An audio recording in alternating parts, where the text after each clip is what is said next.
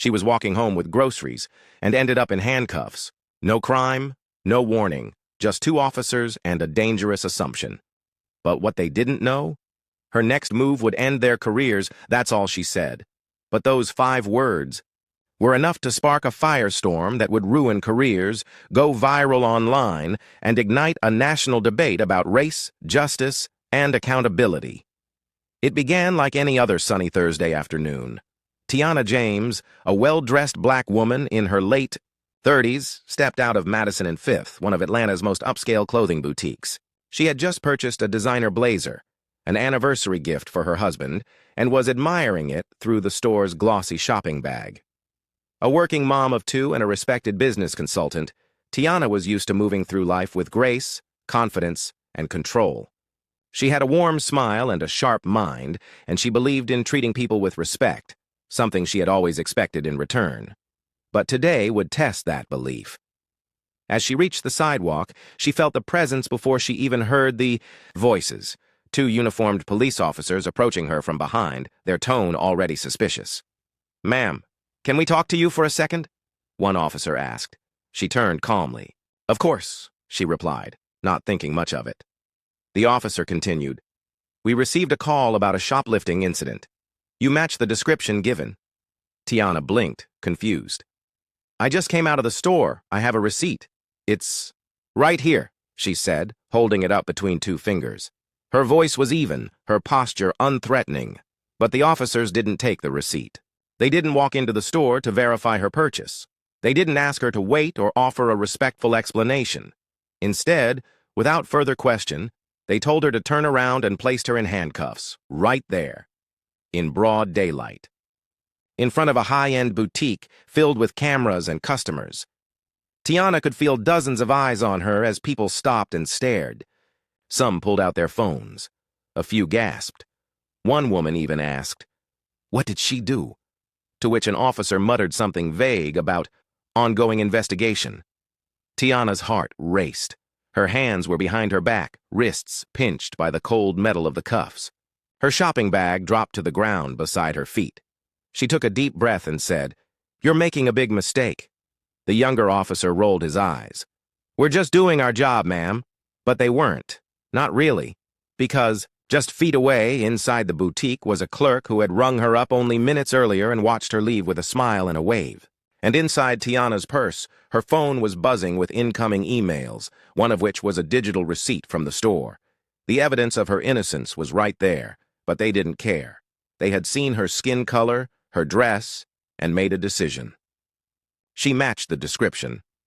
That was all they needed. After a minute in silence, Tiana looked up and asked, "May I make a phone call?" The older officer paused, then nodded. "Make it quick." With difficulty, she fished out her phone. She didn't call a lawyer. She didn't call a friend to vent. She called her husband. "Hey, babe," she said, her voice steady. "I need you to listen carefully. I've been handcuffed in front of Madison and Fifth.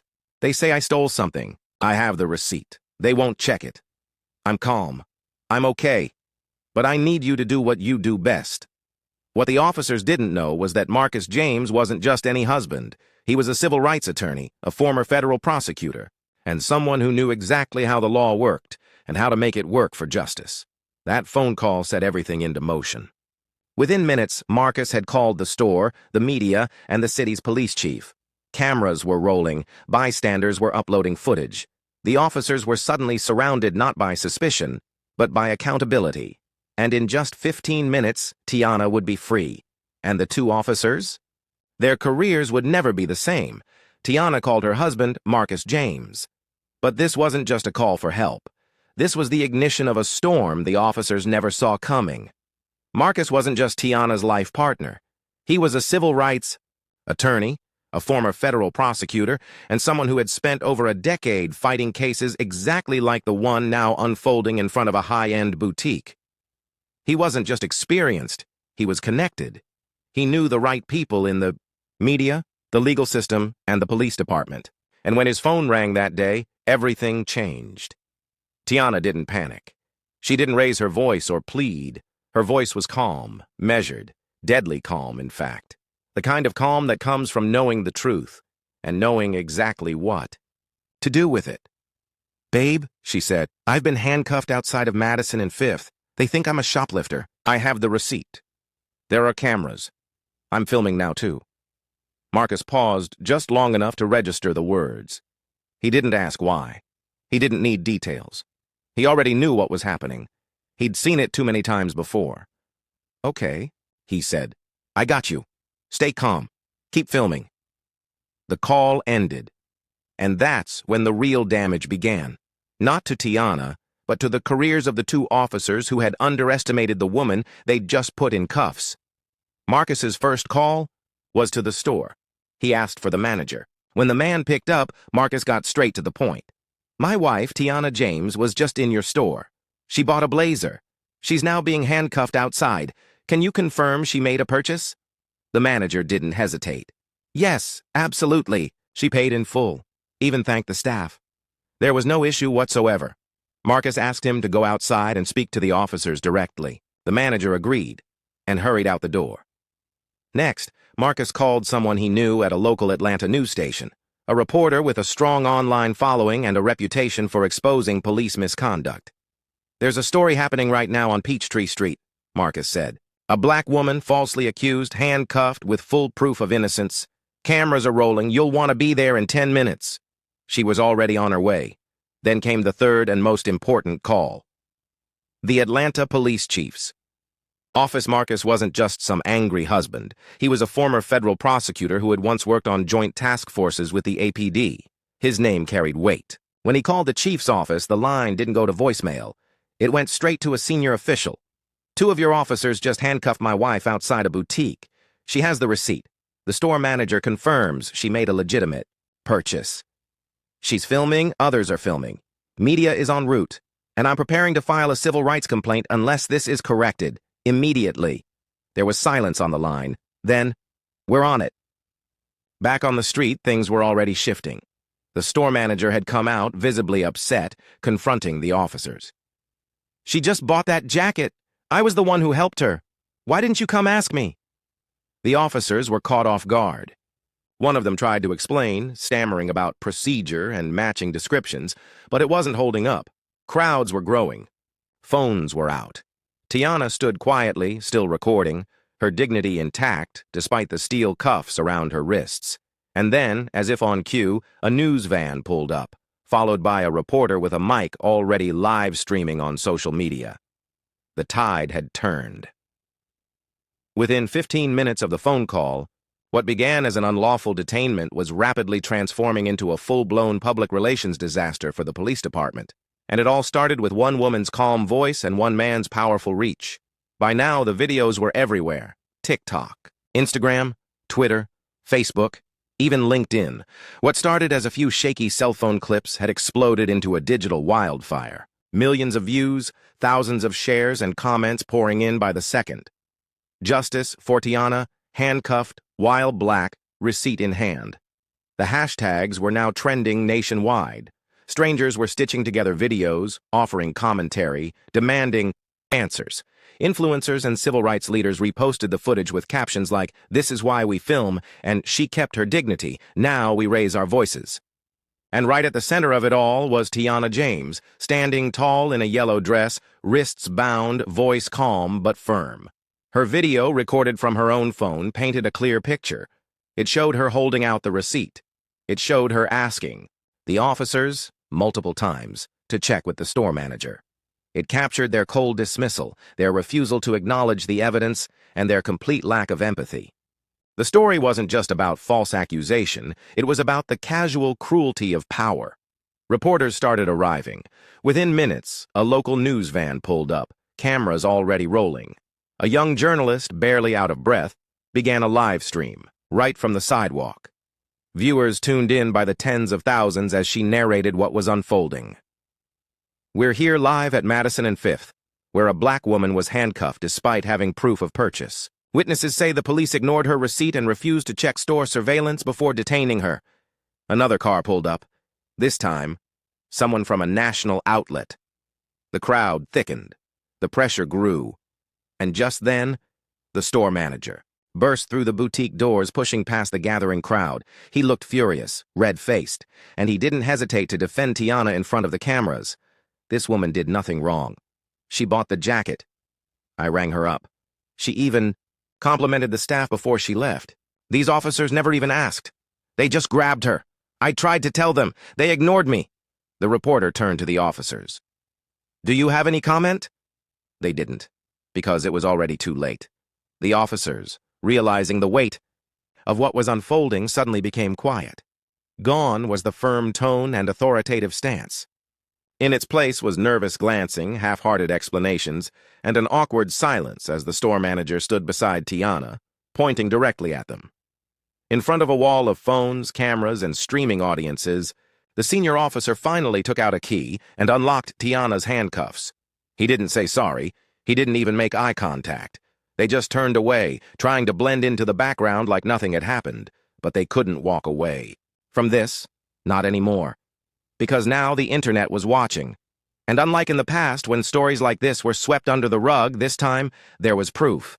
The video had timestamps, clear audio, eyewitnesses, a store manager on camera, a news crew live on scene, a visibly innocent woman calmly explaining, calmly recording, calmly calling out injustice. The truth had already been documented. The receipts were both literal and digital, and once the footage hit national television later that night, paired with commentary, legal analysis, and interviews with Tiana and her husband, the conversation couldn't be stopped. This was no longer a misunderstanding. It was a moment of reckoning. The officers may have uncuffed Tiana, but they had already cuffed themselves to a viral scandal, a civil rights lawsuit, and the end of their careers. And the world? The world was just getting started. The video reached 2 million views. Within just 24 hours, it was everywhere. News outlets, influencer pages, even morning talk shows. Tiana James wasn't just a woman in cuffs anymore. She had become a symbol, a face that exposed the quiet violence of racial bias hiding behind a badge. Local media told the story first, but it didn't take long before national networks picked it up. CNN, MSNBC, The New York Times. Even global outlets like BBC and Al Jazeera were covering the incident. Commentators and legal analysts broke down the footage frame by frame. This wasn't just a misunderstanding, it was misconduct, and the receipts were right there, on camera. The Atlanta Police Department responded with a brief, cold statement. We regret the misunderstanding that occurred involving Ms. Tiana James. We are conducting an internal investigation and have placed the involved officers on administrative leave pending the outcome. But for many, that wasn't enough. Not even close. Marcus James had already moved. The moment his wife came home that night, he filed a formal complaint with the department. Then, with the help of his law firm, he filed a civil rights lawsuit alleging wrongful detainment, racial profiling, and emotional distress. They weren't seeking a quick settlement, they were seeking accountability. Public support poured in. Civil rights groups joined the lawsuit. Petitions demanded the officers be fired. People held signs outside police headquarters that read, "She had a receipt, cuffed while innocent. Enough is enough." Even city council members began to speak out. Then came the moment that would confirm everything, the body cam footage. Release. 2 weeks later, the footage dropped. By law, the department had to make it public. And once they did, the story went from bad to indefensible. The body cam showed the officers approaching Tiana. One says she matches the description without elaborating. Tiana calmly says she has a receipt, twice. She offers to show it. They ignore her. They cuff her. They never asked to see the receipt. They never asked the store staff. They never checked anything. Worse, when writing the report later, one officer claimed Tiana had been argumentative and refused to cooperate, which the video clearly proved false. That lie would become his undoing. Within a month, both officers were fired. The department cited multiple violations: failure to follow protocol, abuse of authority, and falsification of documentation. The officer who filed the report was later criminally charged for falsifying a police report, a felony in the state of Georgia. For Tiana, justice was finally visible on the horizon. She released a statement through her attorney. I didn't want to be a symbol. I just wanted to be treated like a human being. But if my story helps prevent the next person from going through what I did, then I'll keep speaking up. She received widespread praise for her grace, courage, and composure throughout the ordeal. Marcus, he was invited to speak at multiple civil rights forums and panels on law enforcement reform. The lawsuit moved forward, and the city began reviewing policies around racial bias and use of force. In the end, Tiana didn't just walk out of those cuffs. She walked into a movement. What happened to her could have happened to anyone. But thanks to one phone call, a calm voice, and the power of video, a routine act of profiling became a powerful story of exposure and justice. She was handcuffed, she was humiliated, but she never lost her dignity. And because of that, they lost their careers. Tiana didn't want fame. She never set out to become a hashtag, a headline, or a trending topic. She just wanted to pick up a birthday gift for her husband and go home to her kids. But when injustice found her on a sunny afternoon, in Atlanta she stood her ground. And when the world watched what happened next, Tiana's quiet strength became a roar, echoing far beyond that sidewalk, that city, or even that month. Her story became part of a much larger conversation, not just about racial profiling, not just about police misconduct, but about something often overlooked: the specific ways Black women are treated in these moments, how they are disrespected, disbelieved, and dehumanized even when they remain composed, even when they have proof in hand. Tiana's case sparked town halls, panels, editorials, and podcasts across the country. Celebrities and politicians shared her video. But through it all, she remained clear. This isn't about going viral. This is about being seen. This is about being heard. This is about not being silenced just because someone in uniform makes a wrong call and refuses to admit it. She didn't just talk. She took action. When her lawsuit settled, she received a significant sum. But she didn't keep it all for herself. Tiana donated a portion to legal defense funds for women of color who face discrimination and don't have a platform, a lawyer husband, or a viral video to protect them. She launched a podcast called Receipt in Hand, where she interviewed everyday women who had experienced injustice, from wrongful arrests to workplace discrimination to being dismissed in medical settings. Each episode ended with a powerful reminder: you deserve to be believed, you deserve to be respected, you deserve better. Her audience grew. So did her influence. And more importantly, so did the awareness she was building. Tiana's message was clear, bold, uncompromising. This wasn't just about me. This is about the next woman, the one who doesn't have a lawyer for a husband, the one who gets cuffed and no one films it, the one who cries out, but nobody listens.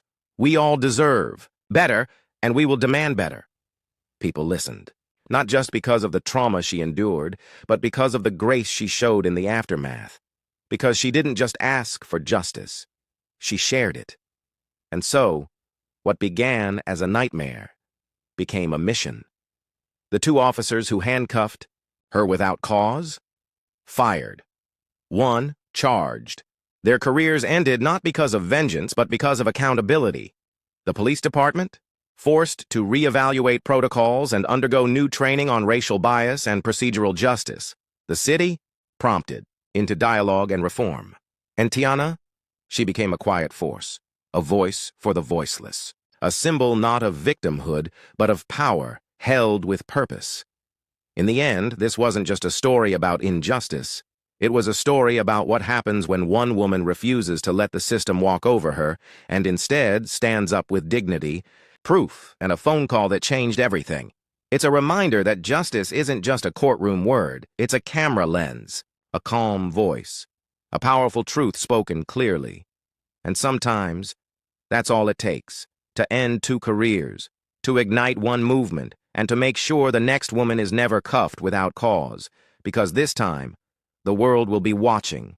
If this story moved you, hit the like button, drop a comment below, and subscribe for more powerful stories that deserve to be told. We share real voices, real moments, and real change.